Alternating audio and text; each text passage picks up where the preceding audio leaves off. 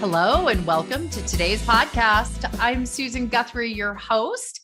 And today we're going to have one of those conversations that is actually going to help you in your divorce, but also in life in general. And we're talking about having conversations and how to set yourself up to have successful conversations, even if you are in the midst of a divorce. So I brought in my friend who is the queen of communication. I'm going to call her.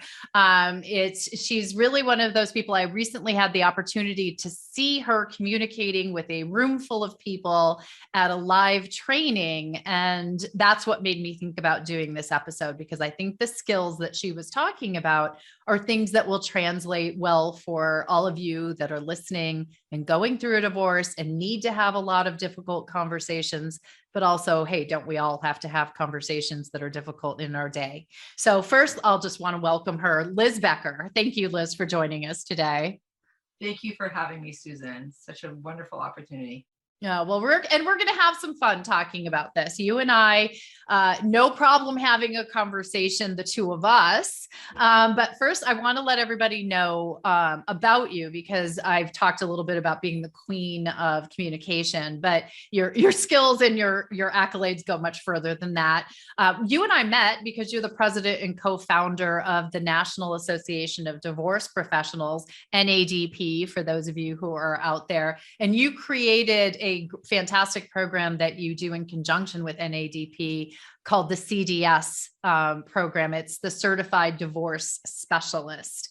And then you're also a licensed NLP master practitioner. You're going to have to tell us what that is. Communication skills coach and trainer. And you have more than a decade of experience in helping people right here in this area. So you're bringing this to the forefront, because I've done episodes on how to tell your spouse you want a divorce, how to tell the kids you're getting a divorce.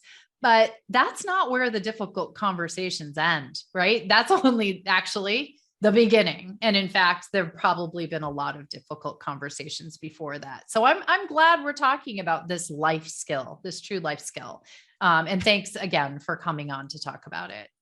Well, thank you. Thank you for having me again. It's a pleasure. You do such amazing work for all of your listeners on a daily basis, of being able to give these nuggets of information that can take them very far and making it easier for themselves and the family. So glad I could be part of that, Susan. Well, and I always call them, you use the word nuggets. I call them the golden nuggets of the episodes.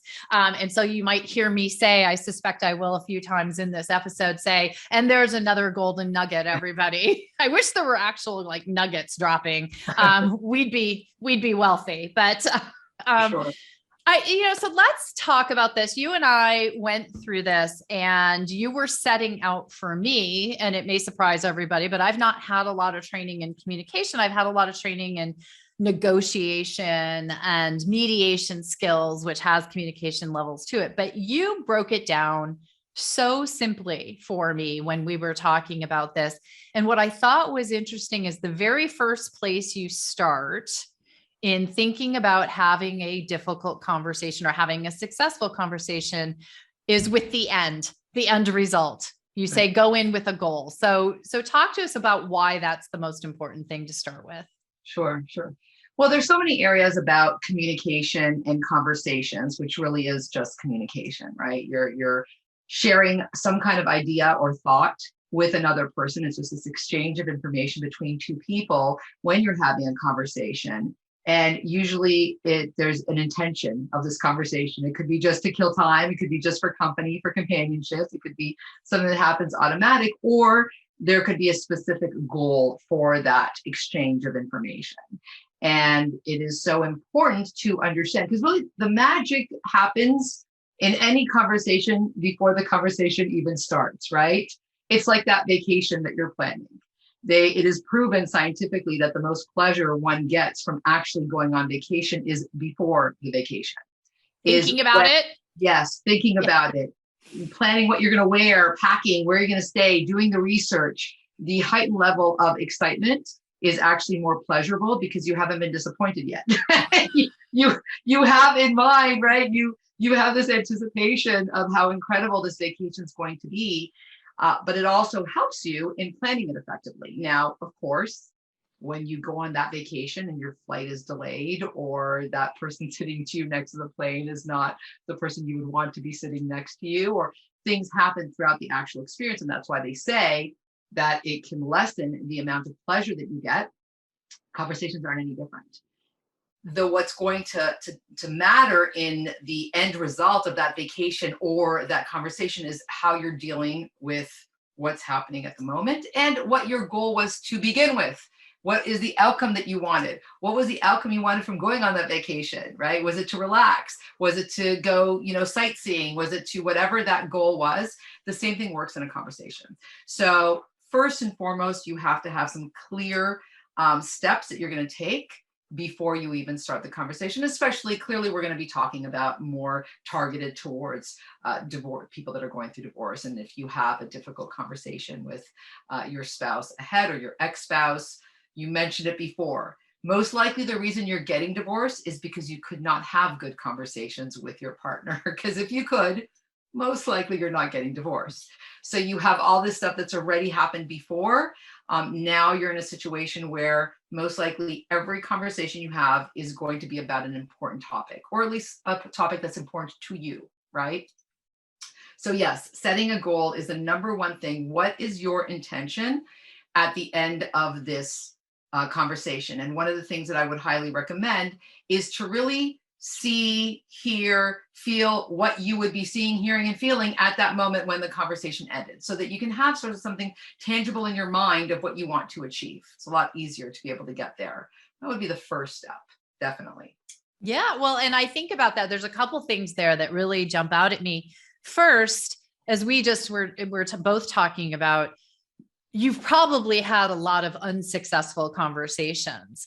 And so often for people, at least in the divorce process, they take the patterns that they've established in communication, even though they've been dismal failures in most cases, and carry them forward. So one of the things that's so important, one of those golden nuggets, I think, for everybody to take away immediately here is it's time to change the paradigm. It's time to do something differently. And by looking forward and thinking about the goal. And the other thing I think is really interesting, because for many people, I had somebody say this to me once when I was talking about having that conversation about wanting or saying that you're getting divorced. And she's like, well, what my goal is to impart the information. What more could I want out of it? And I was like, well, and as you just said, think about the feeling and the emotion, and maybe, how you want to impart that information. I mean, what might some productive goals be to that conversation, as an example? Sure. Well, one of the things that I want to focus on is, even before you have the goal, let's step back a minute, because this is sort of comparable to something in setting your goals for the year, your New Year's resolutions, which everybody, I'm sure, had their list at the beginning of January. And if you would look at that list right now, you probably have accomplished none of it, but there's a reason before it. So a reason for it. So one of the things that you want to do, even when you're having this idea or this goal of how you want the conversation to end, right? What is it that you want to achieve, whether it's to come to an agreement, whether it's to start the process of negotiations. I mean, it could be anything, whether you're deciding on what day you're going to be, exchanging custody of the children. It doesn't matter what it is. But what you want to do is you want to start off creating this goal in a positive state, right? Our emotional states drive absolutely everything. Our behavior is driven by our emotional states, and our emotional states are driven by the beliefs that we make in our minds. And these are very important things to know when you're creating a goal. So one of the things that I find is that you have people creating a goal of what they're trying to avoid. So, you're so used to arguing with your partner or your ex-spouse or whoever it is, and your goal is to just not raise your voice. I just don't want to raise my voice. It is horrible to have a goal of what you're trying to avoid. That is not a beneficial, because you're already starting your goal in a negative state. When you imagine that picture of you raising your voice and getting mad because you're triggered at that moment, you yourself at that moment that you're really thinking this as your goal, you're in a bad state, which means you're going to be starting the conversation in that same state. Just as when you're picking your New Year's resolution, you want to pick it from a place of success, from a place of, one of the tips that I always say is think of something that you succeeded last year. Think about a moment of even at the smallest level of something you succeeded. That is clearly, when you remember what you succeeded, that's putting you automatically in a good state, which is going to elicit better goals, things that are more achievable. And you've also modeled that behavior. You have the resources within you to make this happen if you've done it before. But if you're focusing on something that you've done poorly before, right? How you've raised your voice, you've been triggered, that is not the place where you want to start. You want to start from a place of good state. So I would say, first and foremost, before you have the goal, remember of a time somewhere where you had a good conversation, because there has to have been a time, maybe when you first got married, maybe when you were dating, maybe when you made a wonderful decision, when you were buying a house together, when you were doing something good, and the outcome was beneficial. Remember that moment, because just triggering that memory will already elicit that state, which will be more beneficial in setting yourself up for that goal. That makes sense? Oh, it actually makes perfect sense. And one thing though, that I wonder, because we're talking about this difficult situation of a marriage or a relationship that's gone, off the rails or gone south a bit. Would it be helpful at all to remember a time when you've successfully had a conversation or communicated with someone else, if you can't remember a time that you had a successful conversation with your spouse or soon to be ex? Sure. Anything that's going to put you in the right emotional state. I still think it's better to pick a time that is going to be with that unique person, because that's who's going to be in front of you. And what might happen is if you have this memory of how you did it good with somebody else, you could, if you cannot find a time with your ex, then absolutely, it's better than not. Then once you start the conversation, you may be triggered just by the person's voice, or, in that's in front of you right then and there, because clearly we are triggered. We filter reality based on our memories and our experiences and our values. So the minute you can have this great plan ahead and the minute someone's in front of you, it's a whole other podcast on emotional state management, right? Yeah. However, yes, if you cannot think of a time, you can think of a time that you were successful in communicating something successfully, achieving your goal successfully, and really break it down. Now that can take a little bit more time, and I wouldn't attach that to the part of the goal per se, but attach it before you create your goal of, let's look at that for a minute. Let's take that moment. Okay. So I remember that I had a difficult conversation with my child's teacher, or with a client or a colleague, whoever it is.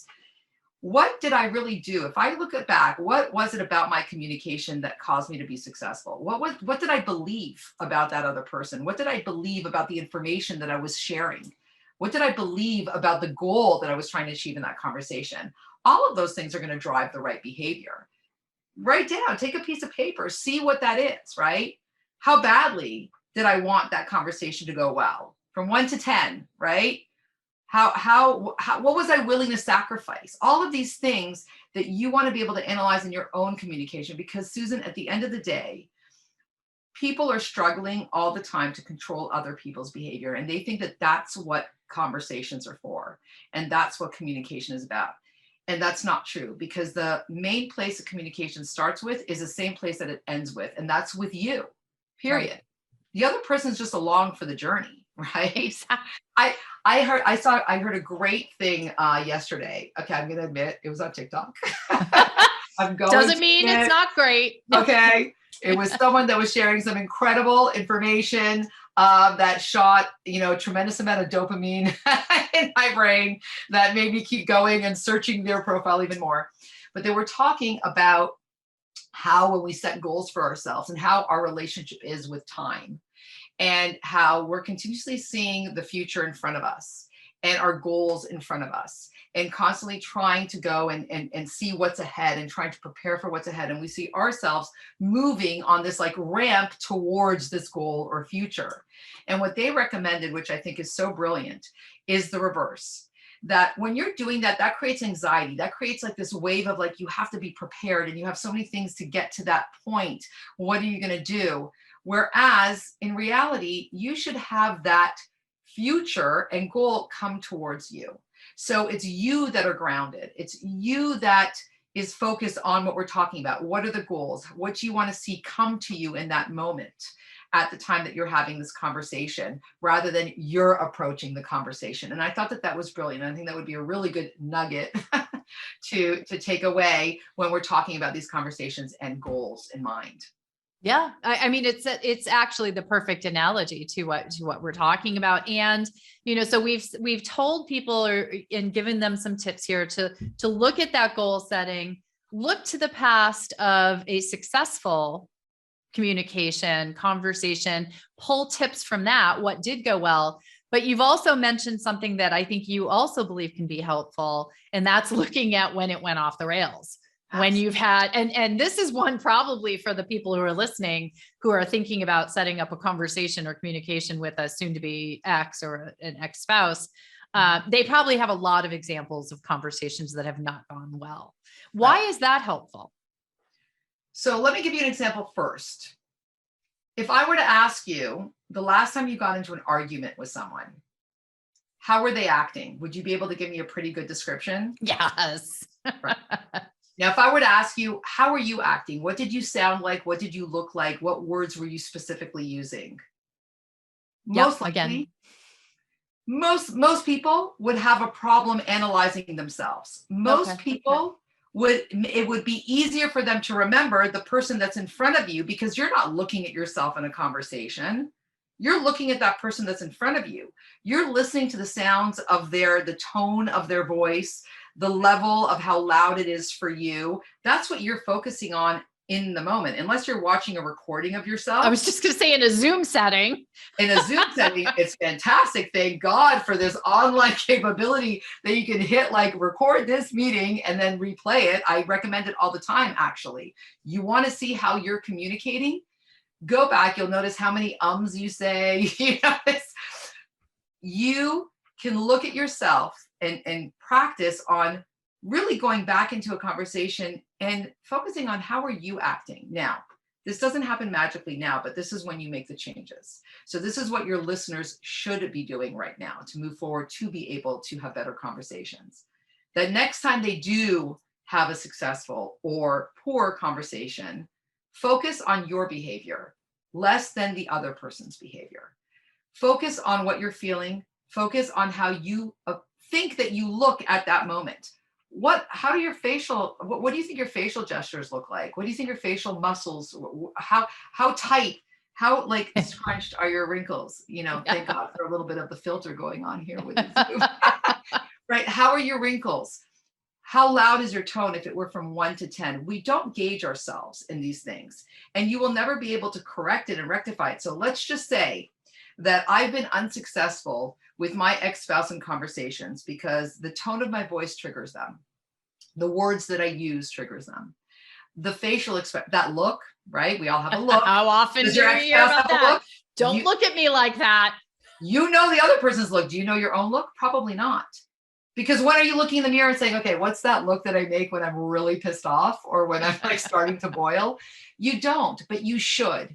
Because if you want to have a successful conversation with someone that you've had poor, you need to change those things. If you keep doing the same things, we know the definition of insanity. It could be a change of word. It could be a change of look. It could be a change of language.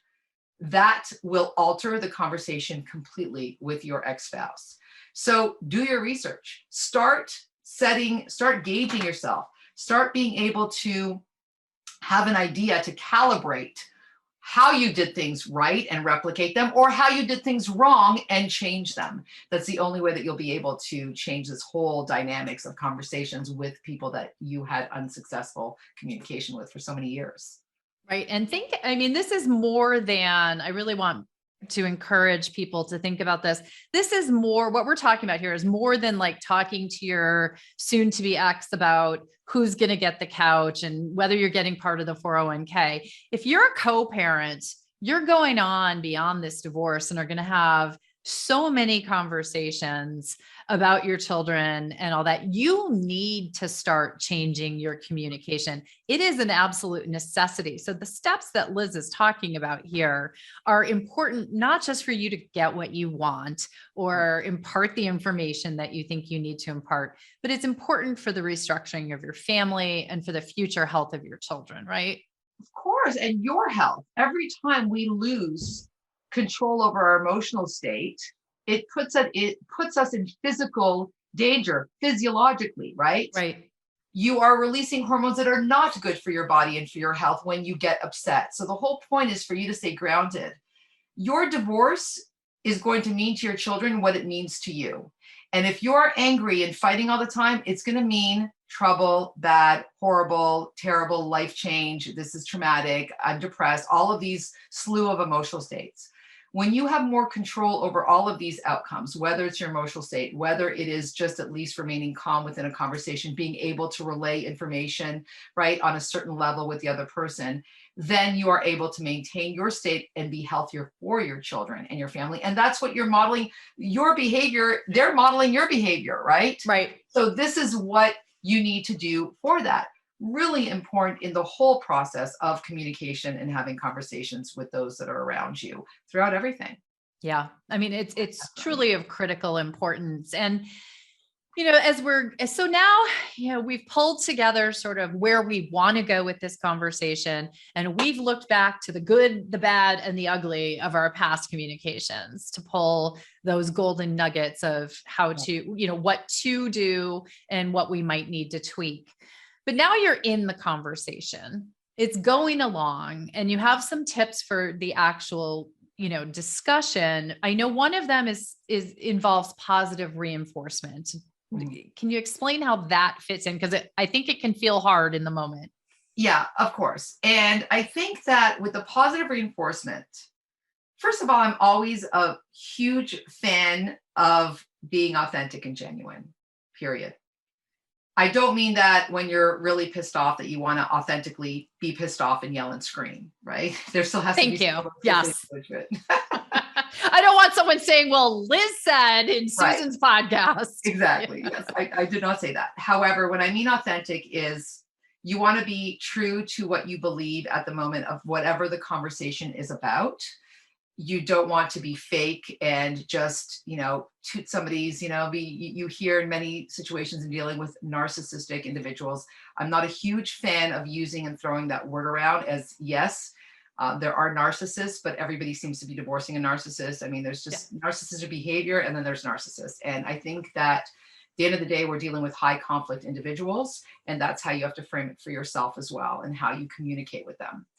And it's not about fluffing someone's feathers and kissing their ass to be able to get, pardon my lovely French, but and try to get what it is that you want from them. It's about being authentic to your core and to your content. I want to bring this up here. The secret to successful communication is actually never about the content. It's never about what you're talking about. It's about the structure and technique in which way you're delivering the content. So when you are preparing the goal, when you're looking at all the ways that you are communicating this content, you have to be very well educated and confident in your content. So you have to be prepared for the conversation. The more prepared you are for what your goal is, what you're willing to sacrifice, what you're willing to give in, what you're not willing, the more you have that solidified, the less you have to focus on the content and the more you can focus on what's in front of you. So when we talk about positive reinforcement, I like recommending that more on the basis that even if this conversation is not successful, you are now setting yourself to be able to gauge or calibrate your partner's communication so that you can use it next time. And let me give you an example. Let's say in past, you've had conversations with your ex and you say something and they immediately lose their temper. And they immediately say something, that triggers you back, right? This is how the fight starts. Oh yeah. They raise their voice, they speak their voice at a certain level of loud, that's loud to you, that triggers you to now yell back. So let's say you're having a conversation and you said something and your ex-spouse, partner, the other person in the conversation has now responded in the proper tone. they have no idea what your level of tone, of accepting tone is, right? Of what's good and what's your trigger. Unless you were to point it out and say, you know what, I have to say something, John or Jane, I have to say something. The way that you just said that to me right now, it really worked well for me. I hear you. The tone that you just used, I hear you and I understand you. And then you move forward with the conversation. So now you've just highlighted that moment in that time in that conversation so that that other person, even at a subconscious level, knows at that point when you brought it out what that tone was. So that next conversation, if you are struggling, or if that person starts raising the voice, you say, you know what, John, remember the other conversation we had the other day? Remember that I told you that I totally understood you when you spoke to me at that level. Is there any way that you can speak in that level or that tone again? You're helping the other person understand you as well without and trying to really prevent anything excessive. This is all learned behavior. You have to learn and learn each other for it's like new, right? It's like you're communicating with a stranger, quite frankly, even though it's something so familiar. If you want it to work out in the way that you're going to achieve your goal at the end of the conversation. So when I say that positive reinforcement is what is the goal for that positive reinforcement? It's not to fluff someone's feathers and to kiss their ass and to make sure that you're trying to convince them because they'll see right through that. They know you very well. It's more for improving the communication between these two parties. And you can ask them to do the same. Say, listen, I know there's certain things that I say that trigger you. We were married for so-and-so years. Just do me a favor. When I say something right that resonates with you and I'm saying it at the right tone, let me know so that I know where I'm at. That's it. So good. So good. And what I'm also not hearing, so I just want to emphasize this, is what I did not hear you say is also point out to them when they do something that doesn't work for you. Yeah.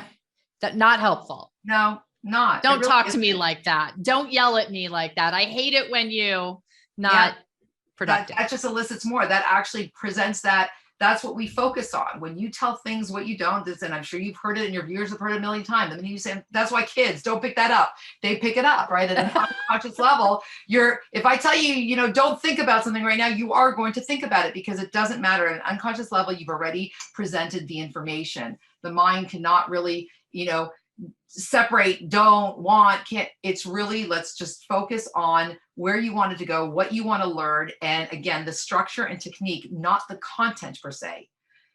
Because at the end of the day, that's really what's triggering you.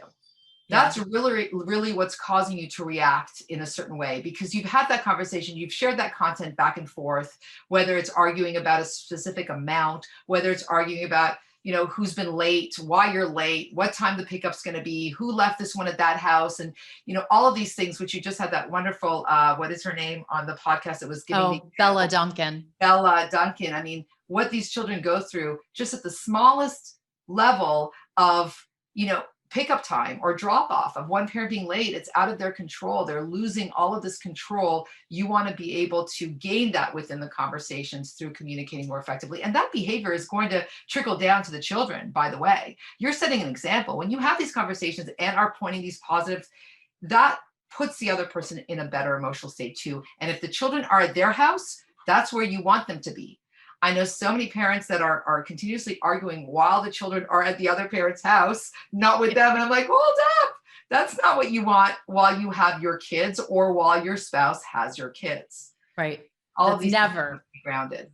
Oh, love that. And yes, Bella Duncan, for those who haven't had a chance to listen to the episode yet, Bella is a 22-year-old young lady whose parents divorced when she was 3. She recently started a blog called A Kid with Two Homes. And she is, for a 22-year-old, she's about the most eloquent 22-year-old I've ever met in my life. And she talked about on the show that situation where her parents were, 18 years after the divorce, we're still poking at each other a little bit with showing up a few minutes late for pickups and drop-offs and stuff. It wasn't 18 years, but it was some period of time. And she was talking about the stress that brought into her world. So a really important episode, go listen to it. But your last tip on setting yourself up for a successful conversation, I have to say, harkens back for me to, being a mediator. And now I train mediators. And one of the top things we tell mediators when things get tough in the room is to be curious. Yeah. And that really goes to your last tip. Yeah, absolutely. that moment that you feel your emotional state is starting to, starting to change a little bit, to alter a little bit. It's you are feeling that you're having some kind of impasse. You're feeling like there's no agreement, that there's some kind of break in rapport that's happened. That is a time where you want to step back and you want to just be curious. You want to ask questions.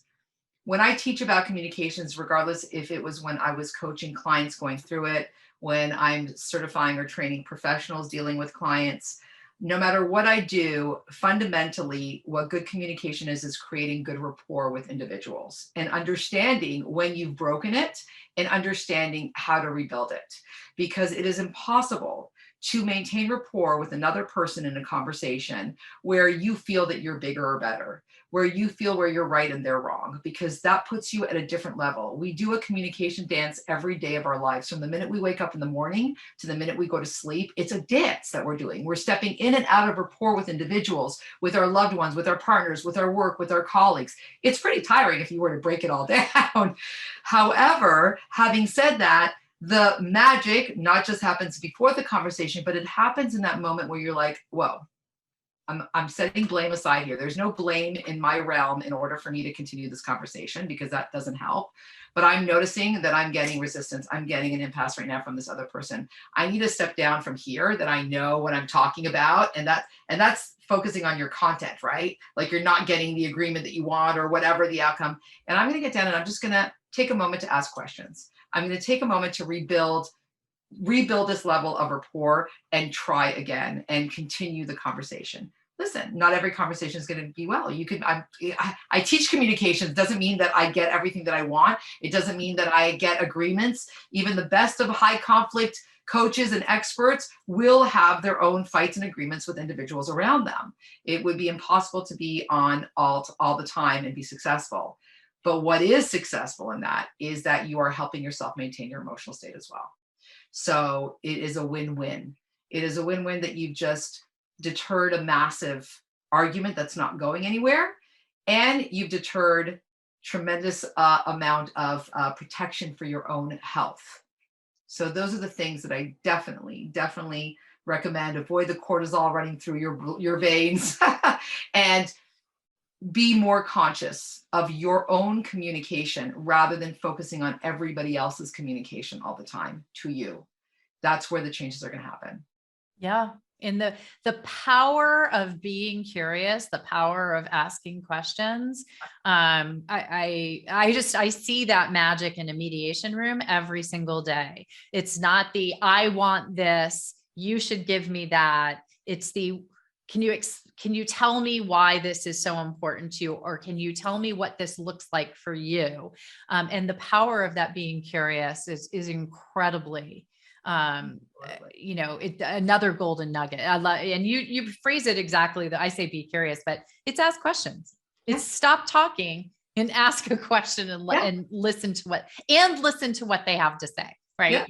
Yeah. And I love it. When we were talking, you brought up that curious, because I had presentations that I did like 10 years ago, 12 years ago, that I literally had Curious George on the screen when talking about asking questions. You have to be in a state of being like stupid, silly, dumb, like you know nothing. You are in a know nothing, curious state when you are asking a question. Because when you are in a know everything state, you are not asking a question. You are telling a person just guys in a question format. Right? Yes. It's more being sarcastic, if anything. And and how well does anyone respond being told, especially in a difficult conversation, right? Correct. It's not going to go well. So, know your goal. So start with where you want to go with that conversation. Look at the past conversations and pull your tips both on what to do and what not to do.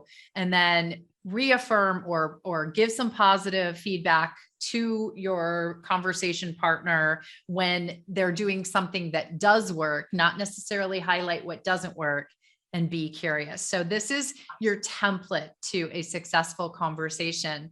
One thing before we get to the end of the episode, though, I want to make sure we touch on, because I have a lot of listeners who are going through divorce, but I also have a lot of practitioners, divorce practitioners.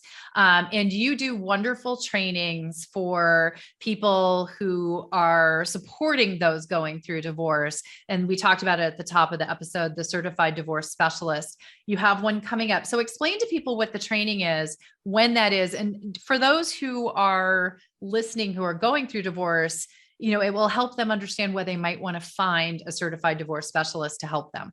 Absolutely. Absolutely. And when you started, you talked about the NADP, the National Association of Divorce Professionals, which is an amazing resource for people going through divorce, as all of our members are vetted. They're in the legal, financial, mental health, and real estate industries. And they have all gone through vetting. Once a month, they're getting divorce-centered education, so they know a lot of information for you as well. And because of my experience and my trade in communication skills, I wanted to take it a step above and realize that I want to help the professionals communicate more effectively with their divorcing clients, because there are many that, although have been doing what they're doing for 30 years and are fantastic in the content, right? We talk about the content. They know their line of work incredibly inside and out. They still struggle with the structure and technique and how to relay that information to divorcing clients. Like most of your listeners, right? They need to have someone that really is going to understand the journey and getting that information to you. So that's why I created the Certified Divorce Specialist training. That pretty much it's a two-part program, where the first part is fundamental communication skills that they need in the conversations with their clients. And then the second part is all of those fundamental information they need within the industry, right? What impacts the legal, financial, mental health, real estate, all of that information, which is great. So it's, your listeners, if you are going through divorce, you definitely want to go to the NADP.com or the CDStraining.com, and you can see who are NADP members and CDS alumni. They've all had specific training to be able to handle you better. And they also are filled with resources, right? They have tremendous amount of resources to recommend. Listen, you need a village when you get divorced. We talk about this all the time. Team building, it's everything, everyone. Everything. You've heard me say it. Yeah. And you need to know that you trust that team. And that's what I loved. That's why we created the NADP. I didn't have that as a resource for my clients when I started off coaching directly to those that were going through divorce. So that's all, I take great pride in the training. I love it. And I think it's beneficial. And people also end up learning just how to communicate with everybody around them, not just with their clients. So I do the training right now in hybrid format. So it's live online for 2 days, and then part one. And then there's some information. It's about 5 hours of content that is on demand. That one, next training's going to be probably in April. That's a hybrid. And then we have a live in-person training. First one back. I'm so excited as well. That is in Clearwater in March. But the program will be also available fully online soon. So just check out the website and you'll be able to see the cdstraining.com. You'll be able to see if you're a professional, and if you are someone going through divorce, check out those alumni. Thank you. And I highly recommend it, because as you can see in this very short conversation, communication that Liz and I are able to have, it really breaking down your communication to its core elements and building it back up is just the beginning of changing how your entire future is going to unfold. It really is. And that's why it was important enough to focus an entire episode on this topic. Liz, thank you so much for coming on and sharing. The minute I heard you talking about this, I knew we had to let my listeners know. So I really appreciate your taking the time. Thank you for having me. And thank you for all the incredible work that you do, Susan, for everybody, for the professionals and for the people going through it. So kudos to you. We're all trying to change the face of divorce, one podcast and one training at a time. Absolutely.